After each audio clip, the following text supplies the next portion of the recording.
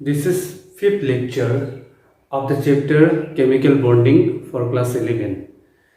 Okay, so almost conceptual part has been completed, and again I would like to remind you that try to have clear concept in the chapter structure of atom. That is most important, and the first chapter. Okay, first chapter mainly mole concept.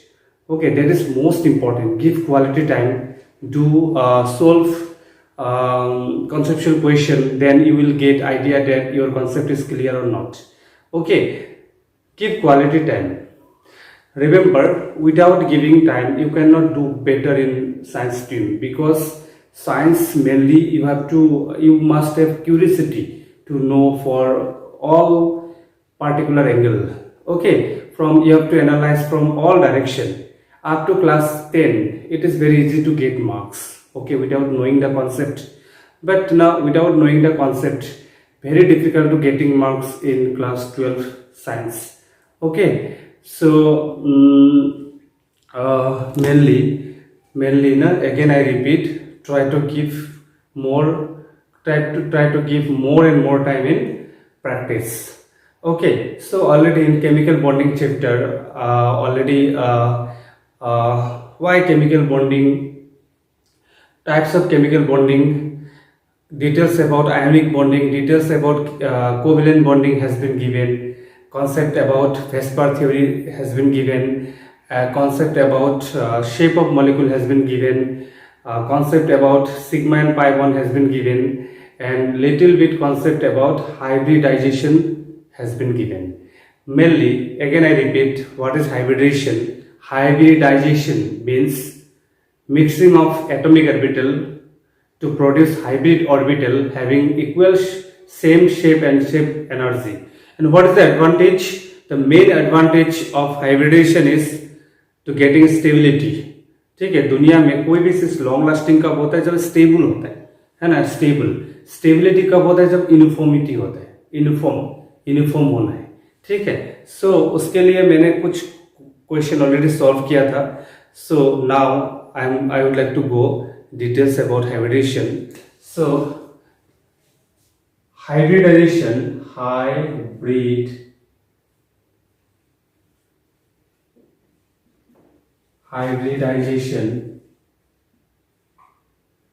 when lone pair electron is not present in center atom.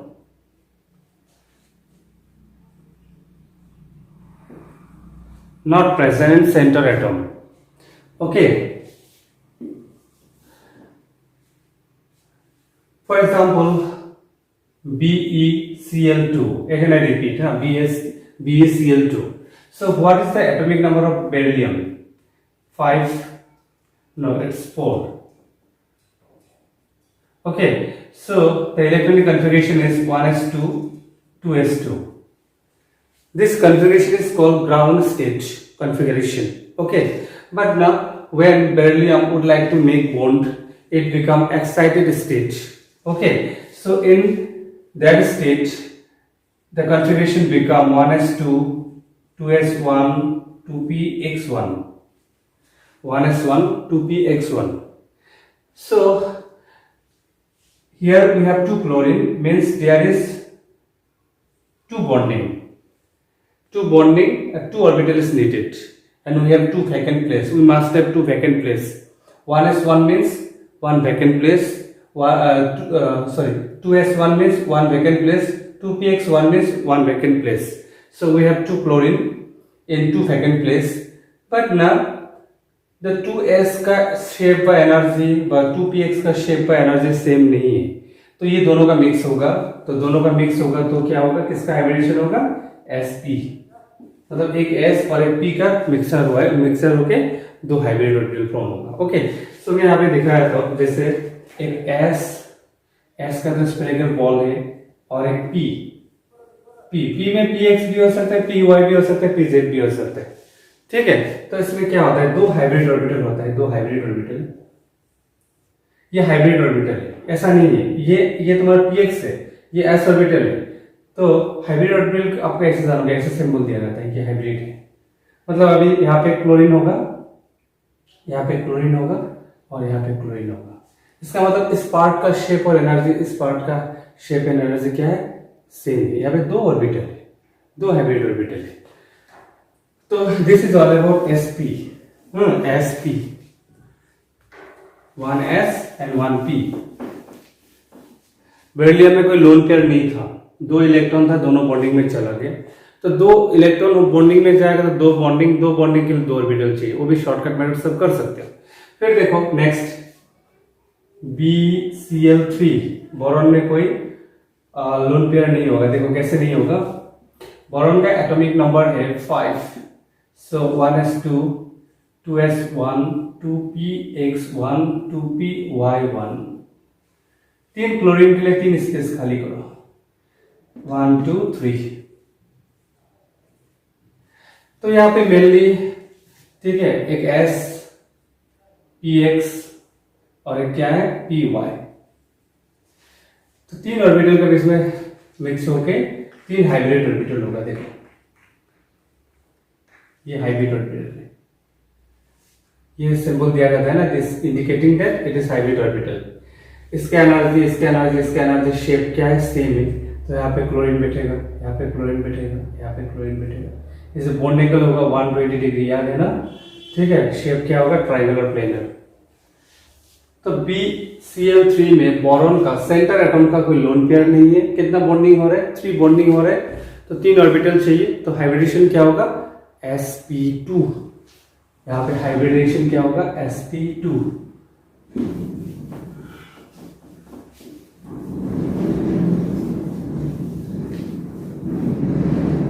Next है आपका methane. मतलब carbon का atomic number कितना है, 6, 1s2, 2s1, 2px1, 2py1, 2pz1। Okay, सो यहाँ पे एक hydrogen है, यहाँ पे एक हाइड्रोजन है, यहाँ पे एक हाइड्रोजन है, यहाँ पे एक हाइड्रोजन है। तो किसके इसका मिक्सिंग हो रहा है, s px py pz is equal to क्या होगा, लाइक दिस। तो यहाँ पे हाइड्रोजन, यहाँ पे हाइड्रोजन, यहाँ पे हाइड्रोजन, यहाँ पे हाइड्रोजन। अब 3D में देख लेना, बुक में बॉन्ड एंगल होगा 109 डिग्री, 109 डिग्री। नेक्स्ट देखो PCl5। फॉस्फोरस का आउटरमोस्ट शेल में 5 इलेक्ट्रॉन है और 5 बॉन्डिंग फॉर्म करते हैं, तो कोई लोन पेयर इलेक्ट्रॉन नहीं होगा। तो 5 बॉन्डिंग के लिए कितना ऑर्बिटल चाहिए, वी नीड 4 ऑर्बिटल। तो s एक होगा, p 3 d। अब ऐसा भी देख सकते हो। अब देखो फॉस्फोरस का एटॉमिक नंबर है 15, 1s2, 2s2, 2p6, 3s1, 3px1, 3py1, 3pz1, 3dx1। 3p के बाद 3d होता है, मतलब ये सेम होना पड़ेगा। हाँ, ये सेम होना पड़ेगा।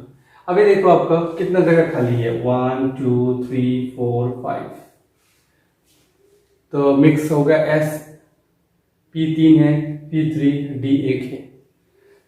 तो एंट्रेंस एग्जामिनेशन वगैरह में ना आपको शॉर्टकट करना है, तो इसको देखना है, फर्स्ट 5 बॉन्डिंग है और कोई लोन पेयर नहीं है, तो डायरेक्ट 5 ऑर्बिटल चाहिए। एक s है, p3 है, sp3d। ओके,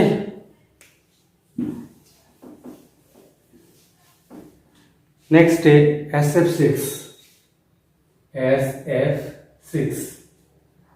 सल्फर का 6 इलेक्ट्रॉन है, 6 बॉन्डिंग है। सल्फर का एटॉमिक नंबर है आपका 16, 1s2, 2s2, 2p6। फिर आपको देखना है 3s1, 3px1। मतलब जब बॉन्डिंग करना होता है ना, आप यहाँ पे देखना है फ्लोरीन कितना है 6 है, तो 6 इलेक्ट्रॉन आपको सिंगल सिंगल रखना है, वैकेंट करना है। तो 3p-y1, 3p-z1, 3d-x1, 3d-y1, तो we have two vacant 6 space, तो 6 फ्लोरीन।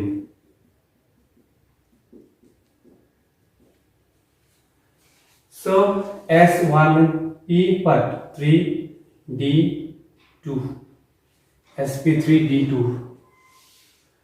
ओके। किसके साथ मिक्स हो रहा है, एक sp3d2। थोड़ा कॉम्प्लिकेटेड होगा डायग्राम बनाना, जरूरत भी नहीं है आपको, तो डायरेक्ट पूछेगा कि SF6 में ना सल्फर का हाइब्रिडेशन क्या है, निकालो। और एक लास्ट, मतलब without lone pair, chlorine F7, ठीक है। तो क्लोरीन का एटॉमिक नंबर कितना है 17, means 1s2, 2s2, 2p6, 3s1, 3px1, 3py1, 3pz1, 3dx1, 3dy1, 3dz1. So we have to create 7 space. तो क्या होगा sp3d3, s का 1 है, p का 3 है, 4 हो गया, d का 3 है 7, तो 7 बॉन्डिंग हो रहे तो 7 आपको ऑर्बिटल चाहिए। सो यही मैक्सिमम होता है, ठीक है। क्लोरीन 7 बॉन्डिंग कर सकता है, एक्सेप्शन केस थोड़ा सा है, ठीक है। सो देखो ये सबसे तभी समझ में आएगा जब स्ट्रक्चर ऑफ एटम पूरा क्लियर है आपका। और समझने से ना, देखो कोई किसी को तो दिमाग से निकल रहा होगा, दिमाग से ऊपर जा रहा होगा, होता है ये केस में ना। 11 में, अब जब क्लास 10 में, 10 से जब 11 में आता है, टॉपर स्टूडेंट को दिक्कत होता है, इससे बहुत पेशेंस का जरूरत है। जो पेशेंसली थोड़ा सा सस्टेन करेंगे, उनका क्या होगा, बेस बन जाएगा। उसके बाद देखना इतना आसान लगेगा, अब सोचो कि अब कुछ है ही नहीं इसमें, नथिंग। लेकिन नहीं समझ के आगे बढ़ोगे तो अब बहुत दिक्कत होगा। मैं जब क्लास 11 में साइंस एडमिशन लिया था, तो मेरा तो बैकग्राउंड था एसएमएस मीडियम, ओके। सो और 9, 10, 8 ये सब में मैं बिल्कुल बेंसर स्कूल में पढ़ा था, तो मेरा बिल्कुल फाउंडेशन नहीं था। ट्रूथली स्पीकिंग, सिर्फ याद करके मैंने क्लास 10 में अच्छा मार्क्स लाया था, ओके। जब 11 में पढ़ रहा था तो बिल्कुल समझ में नहीं आ रहा था, और उस टाइम मेरा थोड़ा प्रॉब्लम भी था, तो ट्यूशन वगैरह भी ठीक से नहीं ले पा रहा था। गवर्नमेंट कॉलेजेस वगैरह में क्या होता है, एक बार पढ़ाया था सेकेंड टाइम रिपीट नहीं होता है। तो क्या है कि अप टू अक्टूबर देखो, जून जुलाई में हम लोग क्लास शुरू हुआ था। अप टू अक्टूबर मुझे ABCD मालूम नहीं होता था, और एकदम टेंशन हो गया था कि क्लास 11 में पहले बोर्ड होता था, क्लास 11 में मेरा रिजल्ट खराब हो जाएगा, ऐसे उसके हल्का डिप्रेशन में भी चला गया था। फिर मैंने देखा है कि नहीं, थोड़ा कोशिश करके अगर धीरे धीरे नवंबर तक इतना स्ट्रक्चर ऑफ एटम को पूरा क्लियर हो गया, उसका स्पीड बढ़ गया, उसका सारा चीज खुद पढ़ के हम क्लियरिटी आ गई। तो मेनली क्या होता है कि basic concept of chemistry and structure of atom अगर समझ में आ जाता है, केमिकल बॉन्डिंग बहुत ईजी है, पीरियोडिक टेबल और ईजी हो जाएगा, गैसेस तो और ईजी है, बाकी उतना प्रॉब्लम नहीं है। सेकेंड बुक में ऑर्गेनिक भी उतना टफ नहीं है, इनऑर्गेनिक में थोड़ा बहुत आपको याद करना पड़ेगा, ओके। सो अभी हाइब्रिडेशन देखेंगे। We have to test hybridization when lone pair electron is present. So case 2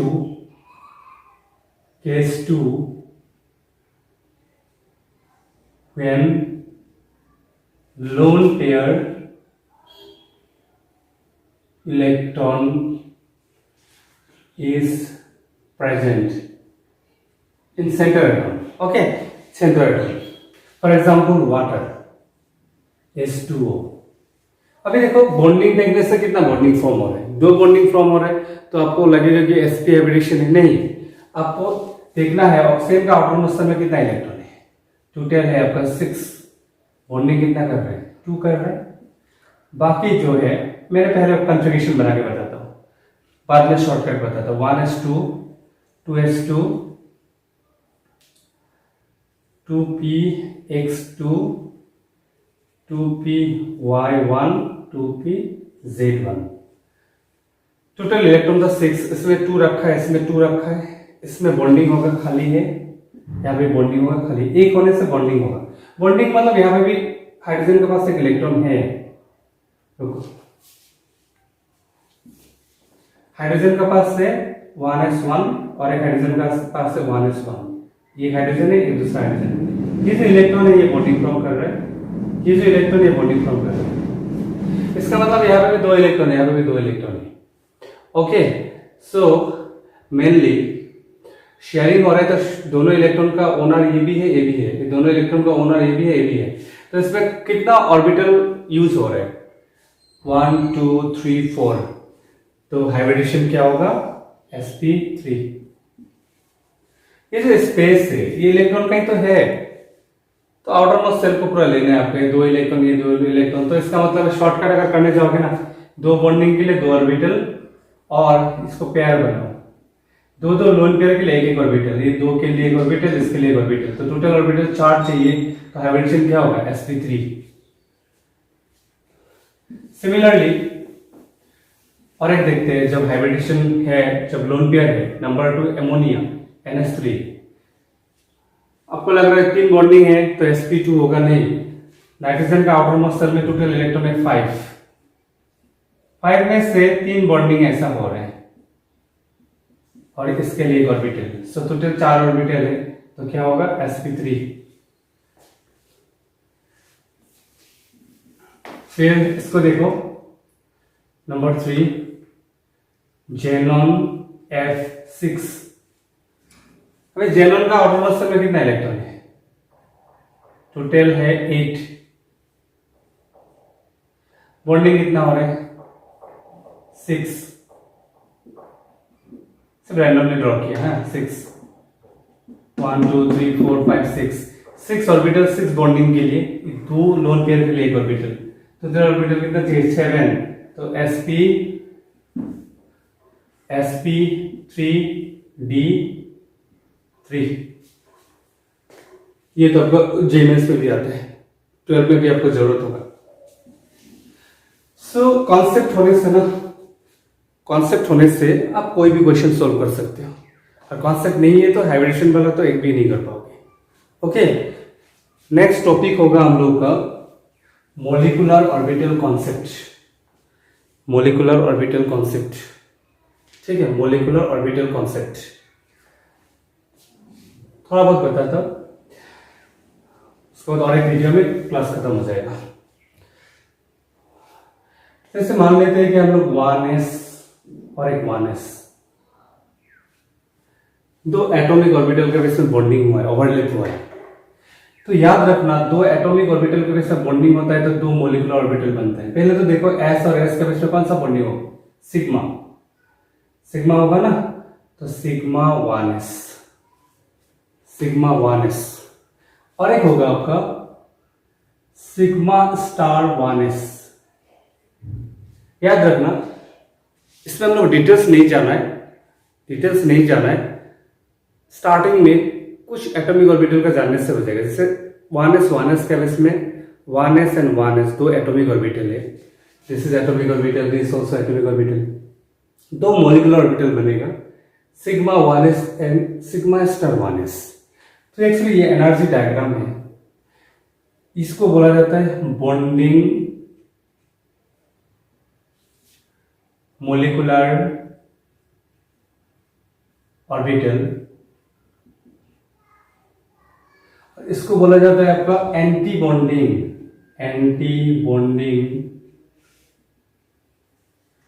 molecular orbital. This is bonding molecular orbital and that is anti-bonding molecular orbital. And bonding molecular orbital का energy anti bonding से क्या है, sorry atomic से कम है, और anti bonding का energy atomic से ज्यादा है। इससे क्लियर हो जाएगा आपको मोलिक्यूल क्यों फॉर्म होता है, ठीक है, मोलिक्यूल क्यों फॉर्म होता है आपको क्लियर हो जाएगा, ठीक है। और एक बात याद रखना, इसमें इलेक्ट्रॉन कैपेसिटी कितना है? 2, इसमें भी 2 है, इसमें भी 2 होगा, इसमें भी 2 होगा, 2 कैपेसिटी है। अभी देखो, अभी जब हाइड्रोजन सिंगल में है तो कॉन्फ़िगरेशन क्या होगा, 1s1, और एक हाइड्रोजन सिंगल में है तो कॉन्फ़िगरेशन क्या होगा, 1s1। 1s1 का मान लो एनर्जी है, मान लो 6, मान लो 6। जो इलेक्ट्रॉन है, इलेक्ट्रॉन का एनर्जी कितना है, मान लो 6। 6 नहीं होता, कितना होता है एनर्जी, कितना होता है, -13.6 इलेक्ट्रॉन वोल्ट। यहाँ पे मान लो इलेक्ट्रॉन का एनर्जी है -13.6 इलेक्ट्रॉन वोल्ट, मान लेते हैं। ओके, अभी जब मॉलिक्यूल फॉर्म होगा ना, H2 मॉलिक्यूल फॉर्म होगा, ठीक है, H2 मॉलिक्यूल फॉर्म होगा तो कॉन्फ़िगरेशन क्या होगा, सिग्मा 1s2। पहले इसको फुल होगा तब इसमें इलेक्ट्रॉन जाएगा, यानी एंटीबॉडी बॉन्डिंग में कोई एनर्जी है ही नहीं, इलेक्ट्रॉन है नहीं। अब ये दोनों इलेक्ट्रॉन का एनर्जी इससे और कम हो जाएगा, है ना, एनर्जी कम है। देखो एनर्जी डायग्राम में कम है, मतलब ये दोनों इलेक्ट्रॉन अगर बॉन्डिंग जब नहीं किया था, जब सिंगल सिंगल में था, तब एनर्जी ज्यादा था। तो एनर्जी ज्यादा होने से क्या होता है, अनस्टेबल होता है। फिर यहाँ पे एनर्जी कम हो गया और टाइटली बॉन्डिंग हो जाएगा, ठीक है। इसीलिए हाइड्रोजन सिंगल फॉर्म में नहीं होता है, क्या होता है, H2 फॉर्म में होता है। जब H2 फॉर्म में होता है तो दोनों इलेक्ट्रॉन बॉन्डिंग मॉलिक्यूलर ऑर्बिटल में रहता है, तो उसमें एनर्जी क्या होता है आपका, कम होता है, तो ज्यादा स्टेबल होता है। तो H2 का मॉलिक्यूलर ऑर्बिटल कॉन्फ़िगरेशन ये है। एटॉमिक कॉन्फ़िगरेशन तो 1s1 है, लेकिन मॉलिक्यूलर क्या होगा, सिग्मा 1s2, ठीक है। सिमिलरली